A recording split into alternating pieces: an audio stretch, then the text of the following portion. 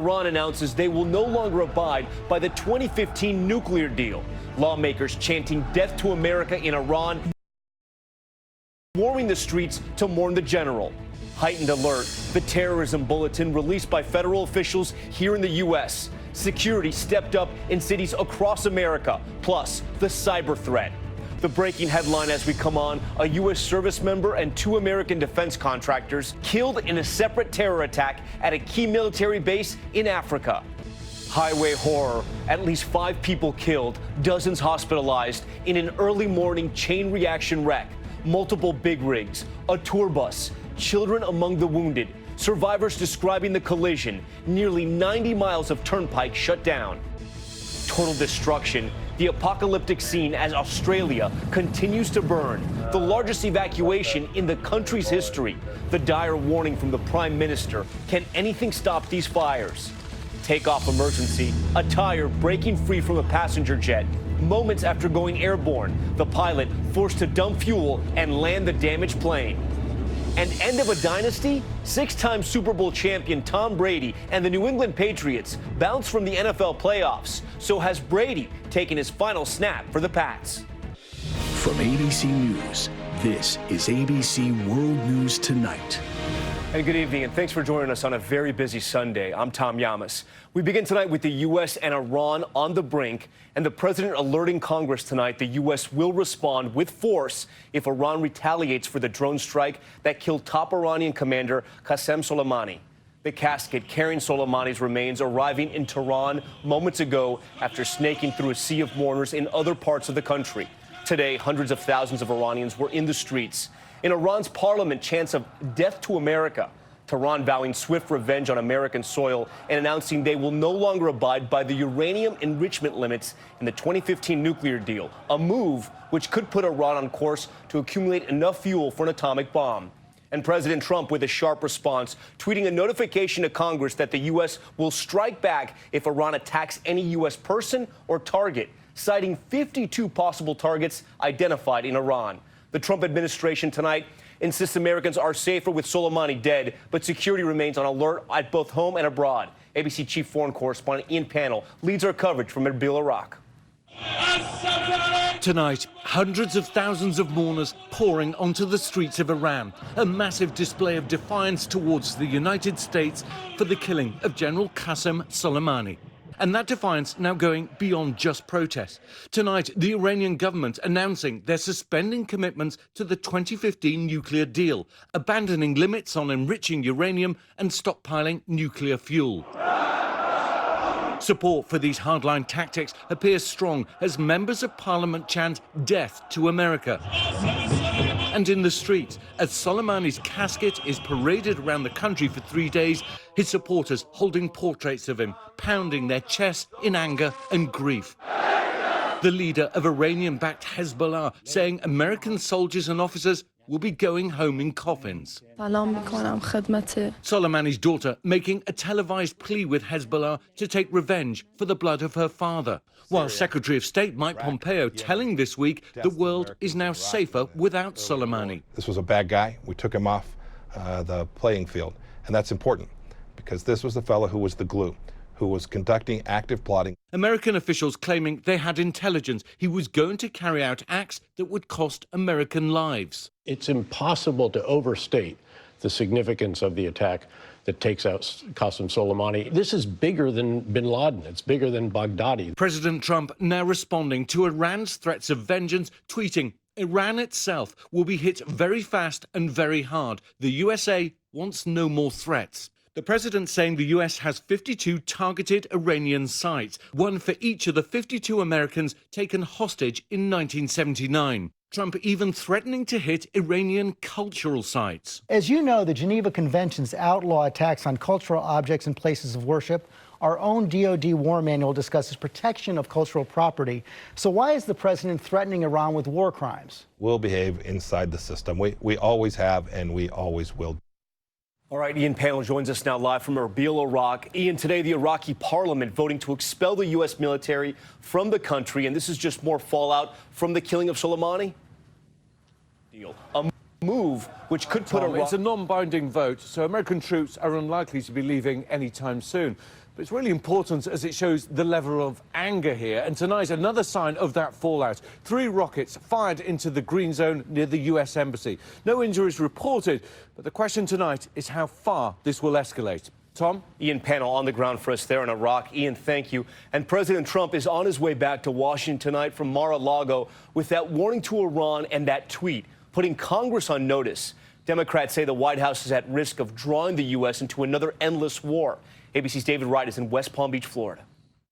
Tonight, President Trump is practically daring the Iranians to retaliate, informing Congress by tweet, should Iran strike any U.S. person or target, the United States will quickly and fully strike back, and perhaps in a disproportionate manner. That sort of saber-rattling worries Democrats. I really worry that the actions the president took will get us into what he calls another endless war in the Middle East.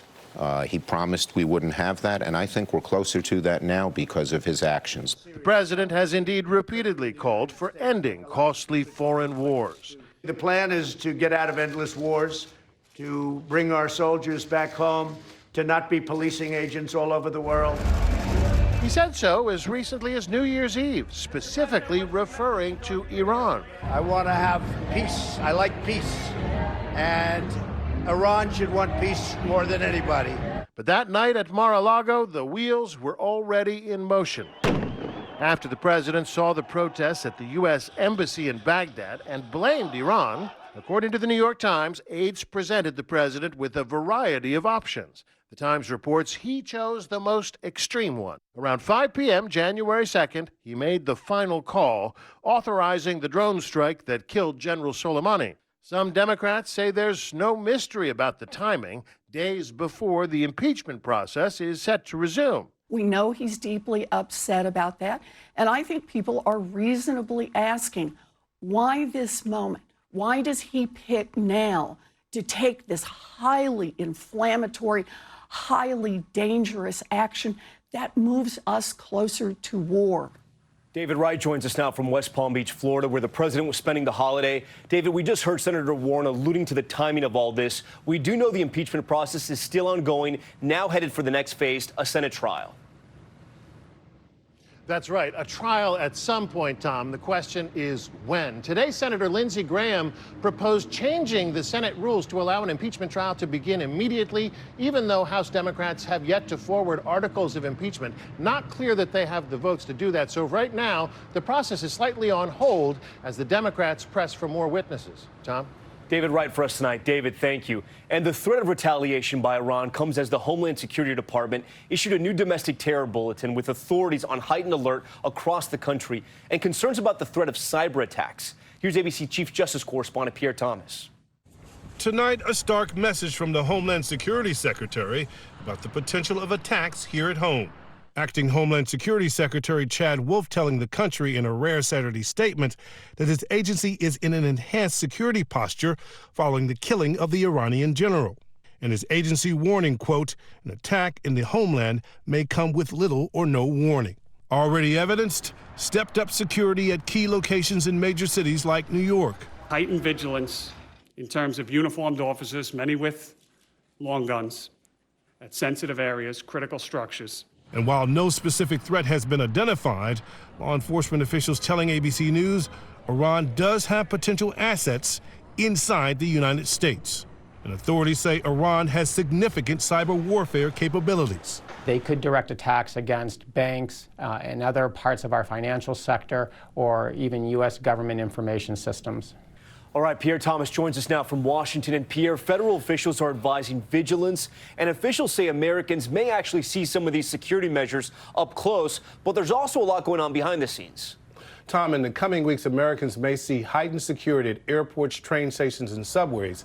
In terms of cyber concerns, our sources are telling us that federal authorities have already been in contact with the energy sector. And Tom, as far as physical attacks here at home, the focus is on potential Iranian government agents and proxies like Hezbollah. There's also concern about homegrown radicals who sympathize with Iran or who just want to take advantage of this tense moment, Tom. Pierre Thomas with that new update tonight. Pierre, thank you. And as tensions mount in the Middle East, the breaking headline from Africa tonight: a U.S. service member and 2 American defense contractors are dead in a terror attack at a key military base in Kenya. And the Somali terror group Al-Shabaab claiming responsibility. Let's get right to ABC's Julia McFarland with the latest. Julia, what are we learning tonight? Good evening, Tom. Well, early this morning, Al-Shabaab militants carried out a terror attack on a military base in Kenya, where U.S. forces are supporting African troops in the fight against terror. 3 Americans have been killed, a service member and 2 Department of Defense contractors. 2 more DoD members were injured. They're said to be in a stable condition. Now, the jihadists released images, including one showing a militant with the group's black flag standing next to a burning aircraft. In total, we're told that 6 aircraft were damaged. Kenyan authorities say several militants were killed in the efforts to re-secure the base. Now, Al-Shabaab, they're not linked to Iran, but this attack today shows that U.S. service members around the world are facing multiple threats right now. Tom? Julia McFarland monitoring that breaking news out of Kenya. Julia, thank you.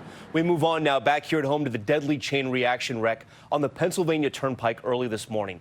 Take a look at these pictures. At least 5 people are dead in the crash that involved 3 tractor trailers and a tour bus that flipped onto its side.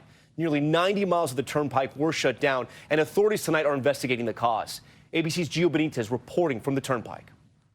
Tonight, authorities are on the scene of a deadly chain reaction pileup. Multiple vehicles, including tractor trailers and a tour bus, colliding on a slick Pennsylvania highway. Reported entrapment, 1 bus possibly on fire. The crash killing at least 5 people, sending at least 60 more to the hospital, ranging in age from 67 years old to as young as 7. We don't even have identities of some of the people because of the severity of the crash and how entangled the vehicles are. Authorities say the accident occurred just before 4 in the morning. This bus headed from New York City to Columbus, losing control on a turn and flipping over on the highway. Lamar Brady was a passenger on that bus on his way home to Ohio. When we started tumbling, it was about 2 to 3 seconds where it was just like 0 G. Several tractor trailers then crashing into the bus, a FedEx truck spilling packages on the road, passengers scattering in the aftermath. This guy was looking for his brother, and this lady was looking for one of her kids. The state police not ruling out weather as a potential cause, shutting down nearly 90 miles of roadway. There was some precipitation that was coming down, and I'm sure that could have played a factor. The big unknown is that the weather played a role. Gio Benitez now, he joins us live from that turnpike. And Gio, authorities say this investigation could last for weeks, if not months. Yeah, Tom, that's right. Crews are still trying to clear that wreckage. It's just a monumental effort. And now NTSB investigators are here on the ground in Pennsylvania, and they're trying to figure out what happened. Tom. Gio Benitez for us tonight. Gio, thank you. We turn next to the fire catastrophe in Australia, where the nation's largest evacuation is now underway. The death toll rising, and tonight the staggering toll on the nation's wildlife. ABC's Maggie Rulli is on the fire line in New South Wales. Tonight, the dire warning from Australia's Prime Minister. The worst fire disaster in the country's history could go on for months. What was it like here? Oh, horrific. Yeah. Horrific. Yesterday was really terrible, really bad. Apocalyptic scenes. The inferno is now forcing the largest peacetime evacuation ever. My house is gone. And for the first time, the country calling up 3,000 military reserves to battle the raging wildfires. We cannot guarantee your safety at present. At least 24 people have been killed. An estimated 500 million animals have also died, including many of the country's iconic koalas and kangaroos. The wind here just keeps picking up. It is fueling these flames. You can feel the smoke stinging your eyes. You can feel that heat off of the fire. It is radiating right now. It is absolutely incinerating all of this brush, all of these trees. Many of these are going to go in any second. The fire's generating so much heat, authorities say they're creating their own weather system, including several fire tornadoes. The choking smoke now carrying as far away as New Zealand, causing this eerie orange glow in the skies over Auckland, more than 1,200 miles away. Cooler temperatures and even some rain are helping the firefighters here get an upper hand on some of these fires, but they tell me there is still a long way to go. Tom? Maggie Rulli right there on the fire line tonight. Maggie, thank you. Next tonight, what could be the end to one of the greatest dynasties in professional sports. Here's ABC's Trevor Ault. Tonight, one of the most dominant dynasties in modern sports may be over. Will you ever step foot on Gillette turf again?